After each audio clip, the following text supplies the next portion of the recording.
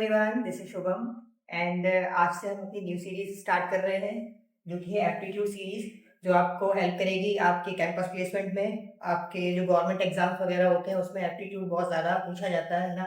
एक तो मुझे ये नहीं पता चलता कि एप्टीट्यूड कंपनी से पूछते क्यों है बेसिकली। मतलब उनको क्या करना है कि एक लड़का 20 किलोमीटर की स्पीड से जा रहा है तो 5 मिनट देरी से पहुंचता है, 30 किलोमीटर स्पीड से जा रहा है तो 5 मिनट जल्दी पहुंच जाता है। तो बताओ उसके घर से उसके ऑफिस के बीच का डिस्टेंस क्या होगा, क्या कर लोगे जान के? I don't know. कोई कंपनी का एचआर देख रहा हो तो जरूर बताना मुझे, आप लोग ऐसा क्यों करते हो प्लीज, है ना।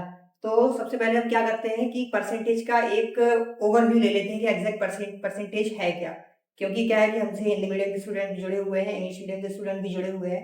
तो क्या होगा, एक आपका बेसिक क्लियर हो जाएगा। क्योंकि कुछ स्टूडेंट जो होते हैं ना वो हमारे मैथमेटिक्स बैकग्राउंड से नहीं होते, 10th के बाद मैथमेटिक्स उन्होंने नहीं ली होती है ना।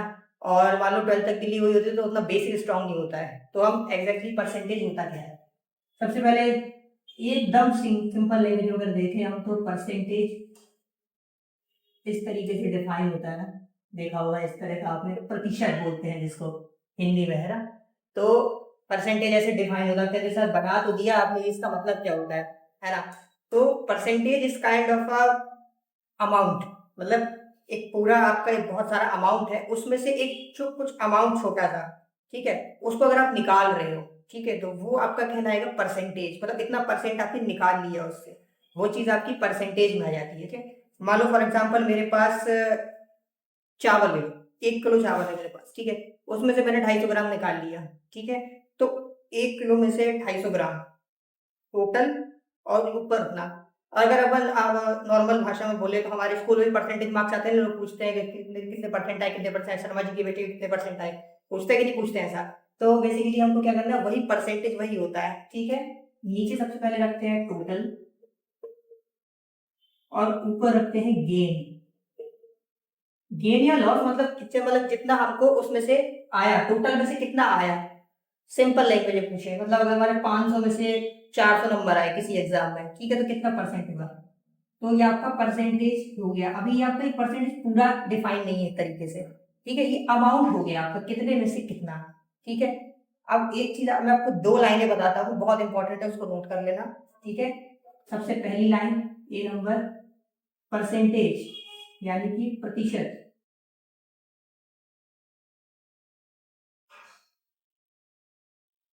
लगाना हो तो, आई होप इट गूगल, लगाना हो तो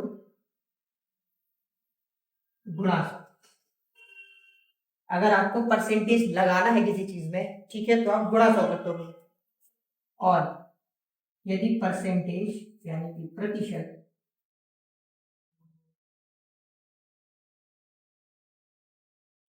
हटाना हो,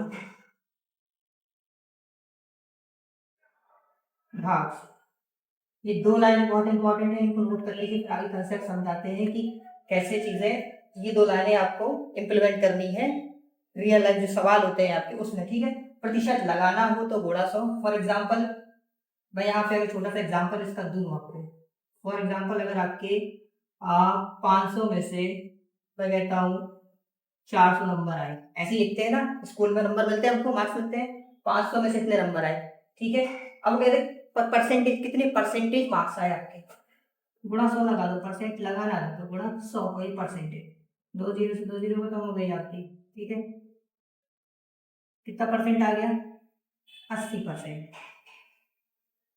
अब इसी चीज को हम अगर उल्टी डायरेक्शन में, परसेंटेज हटाना है हमको, ठीक है, 80/100 कर दो, ठीक है, परसेंटेज हटाना है। तो हो गया 8/10 यानी कि 4/5, वही तो लिखा था, ये 2 जीरो जगह हटा दो तो 4/5 ही तो लिखा था। तो ये 2 लाइन समझ में आई, बहुत इंपॉर्टेंट, ये बेसिक के लिए बहुत इंपॉर्टेंट है। अगर आपने ये सीख लिया, आगे के जो क्वेश्चन होंगे बहुत जल्दी जल्दी कर पाएंगे इसको, ठीक है। तो अब हम बढ़ते हैं अपने नेक्स्ट कॉन्सेप्ट की तरफ।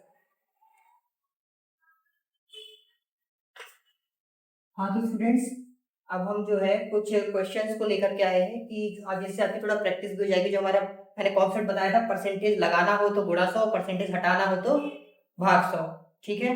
तो इसको बिल्कुल रट लो, परसेंटेज लगाना हो तो गुणा 100, हटाना हो तो भाग 100, ठीक है। यहाँ परसेंटेज दिया हुआ है, इसको हटाना है तो भाग 100, 56 परसेंटेज दिया है, हटाना है तो अपॉन में 100, बाकी आप अपना काटते बढ़ते रहना है, तो होगा 56 तो 100 जो है वो 2 से डिवाइड हो जाएगा दोनों से।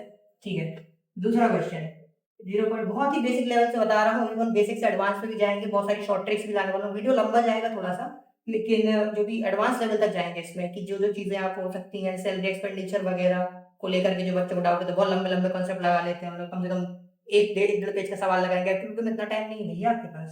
ठीक है, डिवाइड बाय 100, ये हटाया 6/1000।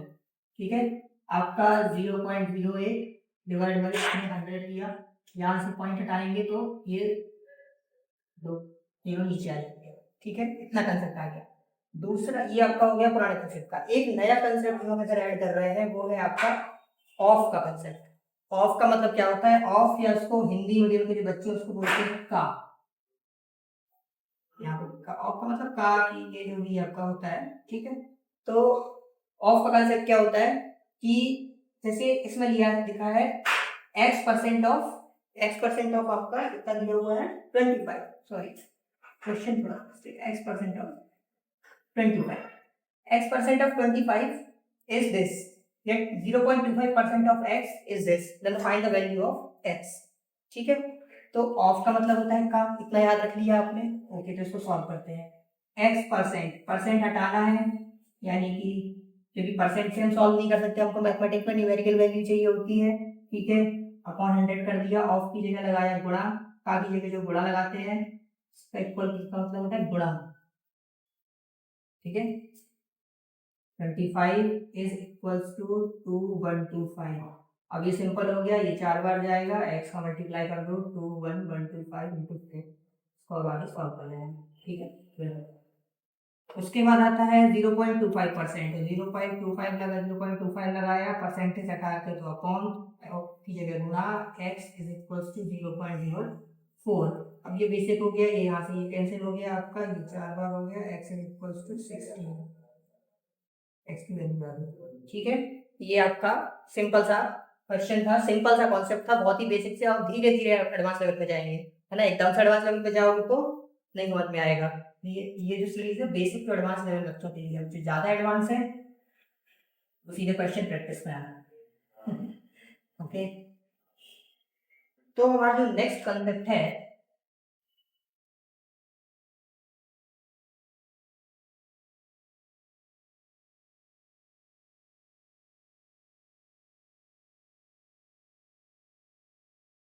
नेक्स्ट कंसेप्ट कह लो या एक तरीके से आप कह लो एक छोटी सी ट्रिक है।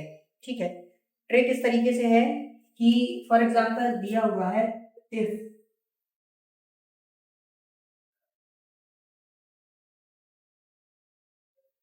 If a number,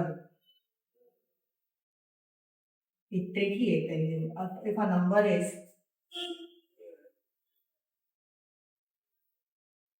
increased by 20%, then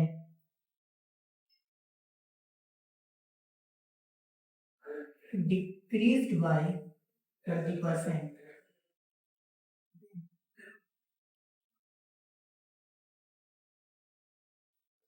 what will be the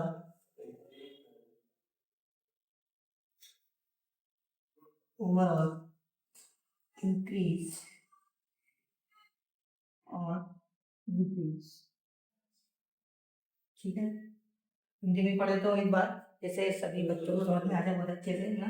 if a number is increase by 20% and then decrease by 20%, अगर एक नंबर आपका सबसे पहले 20% बढ़ाया जाता है, फॉर एग्जांपल x है, उसको 20% बढ़ाया जाता है, देन डिक्रीज बाय 20%, ठीक है, देन उसको क्या है 20% घटा दिया जाता है। ठीक है, then what will be the overall increase या डिक्रीज, तो उसके बाद जो फाइनल नंबर होगा उसमें ओवरऑल कितने परसेंट का डिक्रीज या इंक्रीज होगा। अब जो कुछ महान विभूतियां होगी वो क्या करेंगी, 20% बढ़ाया 20% घटा दिया, कोई चेंज नहीं, आंसर होगा नो चेंज, टिक करेंगे आगे बढ़ेंगे, -1 लेके घर जाएंगे, ऐसा नहीं होगा। ठीक है, अगर हम जनरल वे से करेंगे तो बहुत ज्यादा लंबा बढ़ जाएगा, हम x लेंगे, x में 20% बढ़ाएंगे, x का 20% कितना होगा x इंटू 20 ठीक है, x/5, देन आप इसको इंक्रीज करोगे x plus x upon 5, 6x upon 5, ये आपका फाइनल नंबर हो गया, देन इसमें घटाओगे, फिर उसके बाद ओवरऑल चेंज निकालोगे। इतना लंबा प्रोसेस नहीं करना है, 2 मिनट के 2 मिनट से भी कम में हमको आंसर निकालना है। तो वो कैसे निकालना है, ठीक है, इसको देखते हैं। उसका एक आपका जनरल फॉर्मूला होता है, उसको नोट कर लेना। Plus minus x plus minus y plus minus x y divide by 100।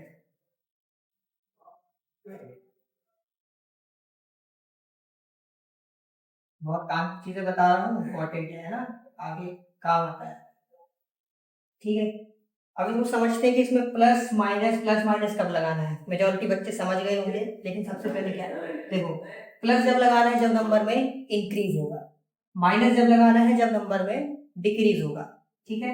ऐसे ही यहाँ करना है, और आपका जो आंसर होगा वो प्लस में भी आ सकता है और माइनस में भी आ सकता है। क्यों? क्योंकि यहाँ क्या पूछा है, ओवरऑल इंक्रीज या डिक्रीज कितना होगा आपका, ठीक है। ओवरऑल इंक्रीज भी हो सकता है, डिक्रीज भी हो सकता है। चलिए देखते हैं इस केस में क्या होता है।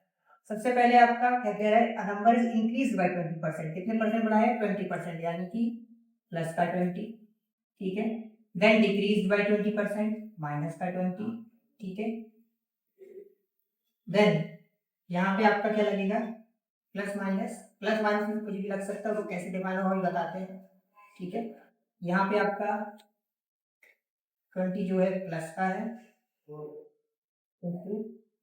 ये आपका माइनस का है, divide by 100। Plus minus minus, तो यहाँ आपका माइनस आएगा। ये समझे कि नहीं समझे ये स्टेप, ओके। 20 कैंसिल हो गया, ठीक है।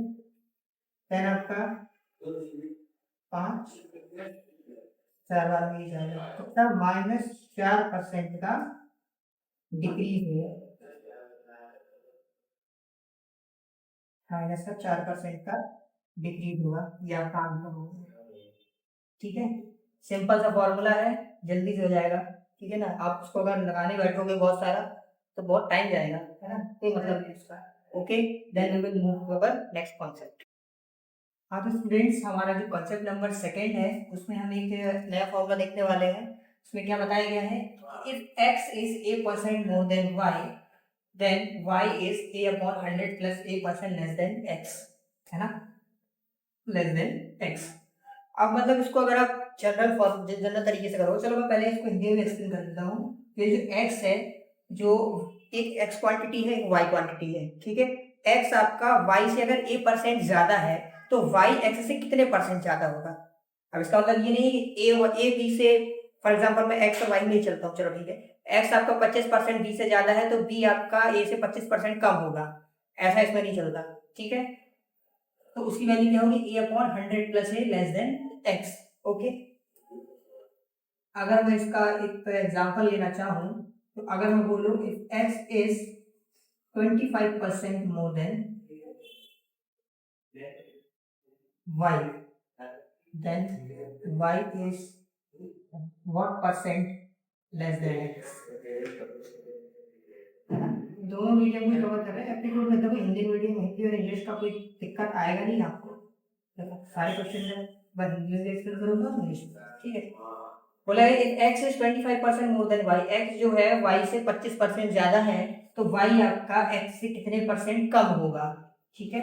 तो a की वैल्यू में पता चल गई 25 upon 120, sorry 25 upon 100 plus 125 into 100, 25 upon 125 into 100, ठीक है। अब यहाँ से आप इसको कैंसिल आउट वगैरह कर लेना, जो भी आपका आंसर वो आपका इधर पे आंसर आ जाएगा, ठीक है। अब इसी में इसका एक अपोजिट फॉर्मूला भी होता है, if x is a% less then y, अगर यहाँ लेस होगा, ठीक है, तो यहाँ पे आपका क्या हो जाएगा, 100 माइनस, इसको आप पुट डाउन कर लेना, a अपॉन 100 माइनस, ठीक है। अगर यहाँ पे लेस की कंडीशन है, ठीक है, दो केसेस बता दिए मैंने इसके, ठीक है, तो आप इसको देख सकते हैं।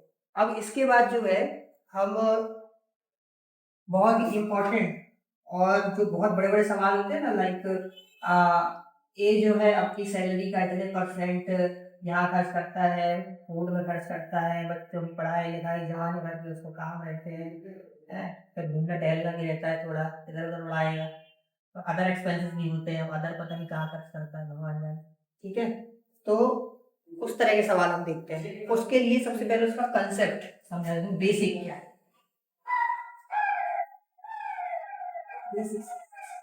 ठीक है, तो अगर मैं बोलूं कि ए जो है, फॉर एग्जांपल ए बोल लो या मान लो कोई नाम ले लो, चलो संजय ले लिया हमने नाम। ठीक है, संजय जो है ये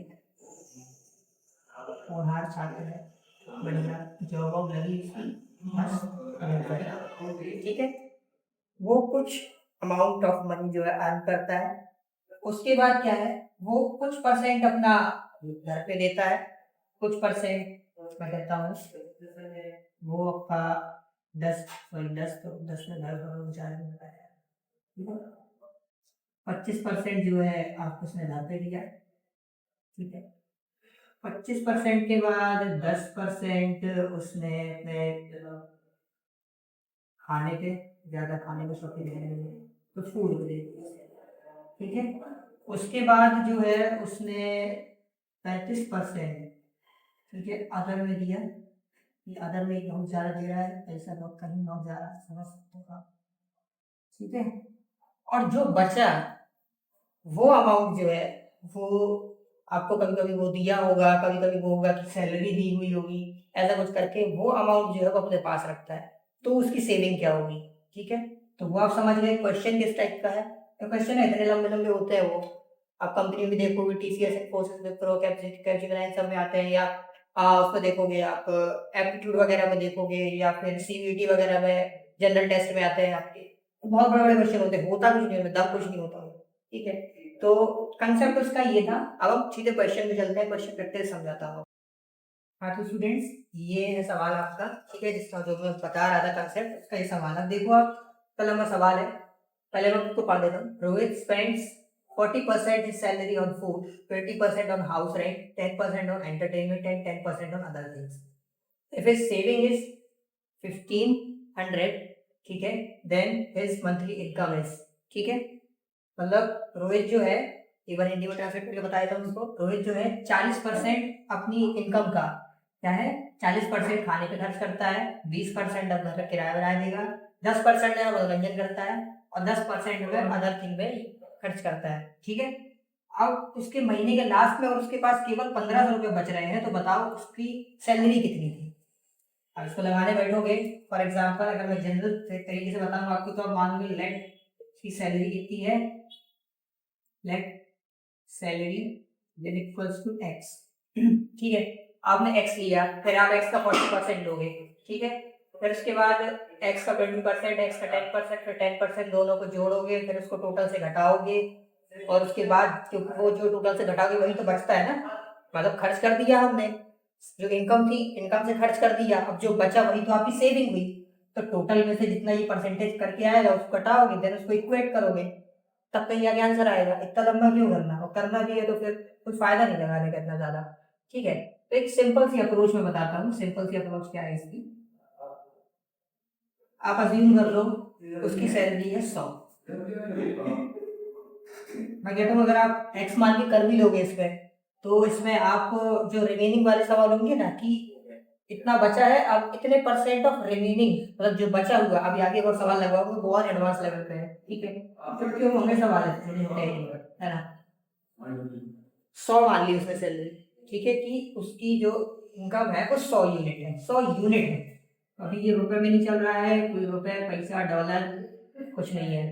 ठीक है, 100, 100 में से 40% जो है खाने पे खर्च करता है। अब 100 का 40% तो 40 ही होगा ना, मैंने क्या बताया था, पुराने कंसेप्ट याद करते हैं। 100 का 40%, 100 की जगह 100 लगाया, का की जगह गुणा लगाया, 40% हटाने के लिए यार, हाँ, कितना आया, 40 आया कि नहीं आया। ठीक है, तो 40 में खर्च कर दिया, 20% ऑन हाउस, 20 का क्या होगा ना, 20 जो है उसने खर्च कर दिया हाउस पे, बहुत ध्यान से समझना है कि बेसिक है, इसके बाद ध्यान से 20 जो है उसने हाउस पे खर्च कर दिया, 10 ऑन एंटरटेनमेंट, चलो ठीक है उसने 10 जो है एंटरटेनमेंट पर खर्च कर दिया, 10 उसने खर्च कर दिया एंटरटेनमेंट पे, एंड 10 ऑन अदर थिंग्स,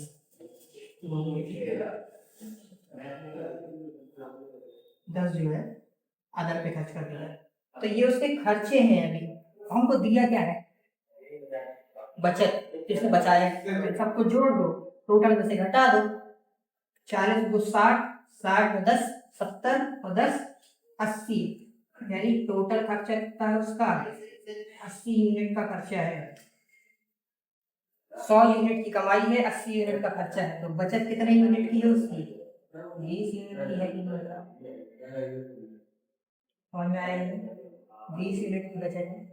अब ये 20 यूनिट तो हमने निकाला ना, हमने माना था, अब क्वेश्चन में दिया गया है 20 यूनिट 1500 के बराबर, 1500 के बराबर दिया है, 1500 रुपए 20 यूनिट के बराबर है। तो क्या एक यूनिट निकाल सकते हैं, चलो यहाँ निकाल लेना हूँ, एक यूनिट निकाल लोगे 1500 बटे 20 निकाल कर लोगे, कितनी आएगी, 112 करोगे, कितना आएगा 75, 75 रुपीज एक यूनिट, एक यूनिट कितना है आपका 75 रुपीज, और हमने उसकी सैलरी कितनी मानी थी 100 यूनिट, एक यूनिट अगर 75 के बराबर है तो 100 यूनिट किसके बराबर हो जाएगा, 75 इंटू 100, 7500 रुपए हमारा है, हमारे आंसर। समझाने में मुझे इतना टाइम लग गया, लेकिन आप देखो स्टेप ही इतने कम है, तो आप करोगे कितना जल्दी, है ना। तो बहुत ही सिंपल सोल्यूशन ही अप्रोच ध्यान रखना, एक बार फिर से जल्दी एक्सप्लेन कर देता हूँ। इतना इतना उसका क्वेश्चन था दिया हुआ था, आपका इतने रुपए यहाँ ठीक है, 100 यूनिट आपने मान लिया कि उसका 100 यूनिट का उसका सैलरी है, 40 उसने इधर खर्च किया, 20 हाउस पे खर्च किया, और 10 यूनिट उसने एंटरटेनमेंट में खर्च किया, और 10 अदर थिंग में, टोटल बनाया 80 यूनिट बचत। अगर वो बोलता, यहाँ भी सुन लो एक कैच इधर पे भी है, अगर वो कहता कि उसके टोटल खर्चे इतने रुपए हैं, यहाँ ये ना देके सैलरी सेविंग ना देके वो कहता टोटल खर्चे उसके इतने रुपए कुछ है, ठीक है, तो फिर 80 यूनिट से इक्वेट करते, क्योंकि ये उसके खर्चे आए हैं, ठीक है, ना कि इसका बचत आया है, बचत इसका 20 यूनिट हो गया, ठीक है, तो हमने बचत निकाला 100 में से घटाया 20 यूनिट, उससे इक्वेट किया, एक यूनिट का वैल्यू निकाला, टोटल एक यूनिट निकाल के यूनिटरी मेथड से कुछ भी निकाल दो, फिर आपसे पूछेगा कि अगर आपको वो निकालना है कि उसके टोटल खर्च कितने थे, तो घंटा 80 से गुणा कर देना, आंसर आ जाएगा, बहुत सिंपल हो गया, ठीक है। फिर हमारा न्यू क्वेश्चन, इसमें क्या बोला गया है, Sameer spend 55% of the income on food, Sameer ये जो है हमारे 25% जो है अपनी इनकम 25% जो है वो खाने पे खर्च करते हैं, 50% ऑन एजुकेशन, 15% जो है शिक्षा दीक्षा पे खर्च कर देते हैं, ऑफ द रिमेनिंग सैलरी, ये बहुत इंपॉर्टेंट पॉइंट है, यही टर्निंग पॉइंट है इस क्वेश्चन का। बच्चे क्या होते हैं कि चीजें फ्लो में चले जाते हैं, 30% यहाँ खर्च किया, 10% यहाँ खर्च किया, ब्ला ब्ला ब्ला करके सवाल खत्म, ऐसा नहीं है, ठीक है। तो वही of the remaining salary he spend 20% on entertainment, 20% entertainment पे खर्च करता है, and 10% on other, other thing पे खर्च करता है 10%, ठीक है। अदर के खर्चे बहुत है भाई साहब पे, सबसे पहले वही फॉर्मूला 100 यूनिट मान लो इसको, ठीक है, 25% यानी कि 25 यहाँ लिख दिया, 15% ऑन एजुकेशन यानी कि 15% यहाँ लिख दिया, ठीक है। अब कुछ बच्चे क्या करेंगे, ही स्पेंड 20% ऑन एंटरटेनमेंट, तो 20 यहाँ लिख देंगे, 10% ऑन अदर, तो 10 यहाँ लिख देंगे, तब फिर बोल देंगे 100 से घटा देंगे, ऐसा नहीं करना है हमारे को, ठीक है, क्योंकि पढ़ो सवाल को ध्यान से तन मन धन के साथ। Of the remaining salary he spend 20%, remaining जो है, रिमेनिंग क्या है, अभी रिमेनिंग हमको निकालना पड़ेगा पहले, उसने 25 यहाँ खर्च कर दिया, 15 यहाँ खर्च कर दिया, टोटल कितना खर्चा हो गया 40 का खर्चा हो गया, ठीक है। अब बचा कितना, कितना बचेगा, 100 में से जब 40 घटाओगे 60 बचेगा, कितना बचेगा, आया ना वो, 60 बचेगा, ठीक है। अब काम चलेगा 60 पे, ऑफ द रिमेनिंग सैलरी 60 पे 20% ऑन एंटरटेनमेंट, सेकंड गलती क्या करेंगे बच्चे, यहाँ 20 लिख देंगे, ऐसा भी नहीं करना है, ऐसे तन मन धन का यूज करोगे, ठीक है। 60% का 20% ऑफ द रिमेनिंग निकालते हैं। 100 का निकालते हैं ना 25%, तो 25 आ जाता है। तो 100 नीचे से कट जाता है तो वो 25 आ जाता है। लेकिन 60 का 20% निकालोगे तो कितना आएगा? 12 आएगा कि नहीं आएगा? तो 12 इधर खर्च कर दिया। और 10%, तो 60 का 10% कितना हो गया? 6 हुआ कि नहीं हुआ? ठीक है। अब टोटल खर्चा कितना हो गया उसका? 12 से 18, टोटल 18 हो गया। ठीक है। अब वो कह रहा है now he left with this amount, 84,000 amount के साथ वो बचा हुआ है।